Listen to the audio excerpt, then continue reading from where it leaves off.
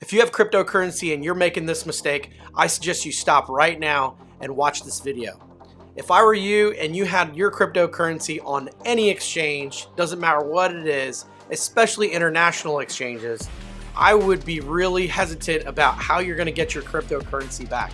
I've been around the game since 2013, buying, selling, trading, mining, and the best way to enter into this field is to buy an asset, buy a currency, or buy a token. Doesn't matter what exchange it is, and if it has potential, sit on top of it and just wait. Stop the day trading, stop trying to do these crazy gimmicks on how you're gonna get more Bitcoin here and there. I've tried them, I made some success on them, but I've also lost a ton. The reason why I'm really kind of advocating about not staying on an exchange is because I've seen too many people lose their money, including myself, on especially foreign exchanges. And I will call them out like Yobit. I have buddies who have their XRP on Binance in Japan, and all of a sudden they can't access their wallet.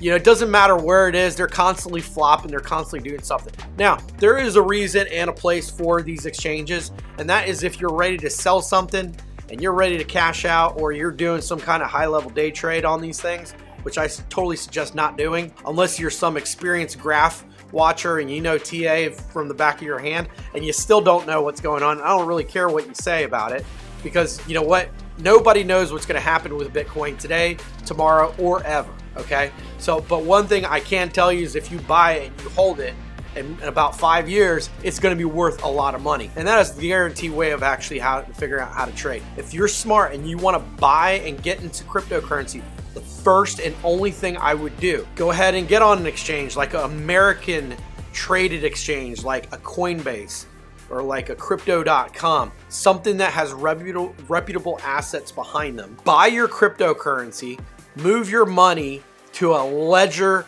hardware wallet, because at any point in time, if you need to move that Bitcoin or you need to have access to it, 100% of the time, you will be able to access your hardware wallet. Why is that? Because you actually own an address on the blockchain.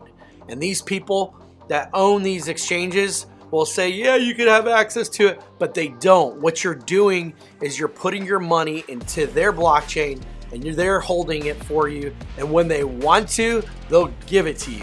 Because here's the deal. If something happens, the stock goes south, let's say on Coinbase, or there's some kind of shutdown, they shut everything down, how are you gonna get your assets back?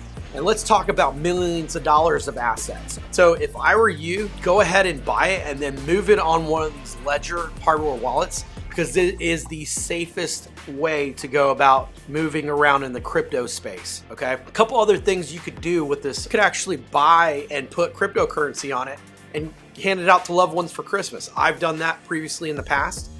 You could go with the smallest Ledger Nano S, which, you know, doesn't have the Bluetooth capabilities. What happens if I put $20 million worth of Bitcoin on top of this hardware wallet and my house burns down and this thing goes with it? What I would suggest you doing is making sure that you have a recovery seed passphrase somewhere. So what it's gonna be is gonna be a 24 words in a certain order that you're gonna need to do in order to recover your assets off the blockchain. You will have it. Now, this ledger accesses it as a key to the blockchain. It does not store completely all the Bitcoins on here, all the cryptocurrencies, and I don't care what anybody says, because if I lost this or smashed it right now, I could go buy another one and recover it with seed phrase. I would keep a copy of it just in case, but that way that if it ever needs to be recovered or moved to another hardware wallet, you could always do it. But the beauty behind these little things right here is that it will lock up your blockchain address, and for you to move a token from point A to point B, you need to have access to this that acts as a bridge in the blockchain to send from point A to point B. And that's how these things work, and that's why they're so smart. You also have an identity, just like an IP address on the blockchain. If I were you, that's what I would end up doing. Go towards the Ledger Nano, whether it's an S, X, or Stacks. It doesn't matter what it is. Pick up one of these things and move your assets over immediately before you lose it. I'm only gonna tell you once. Do it and be safe, guys.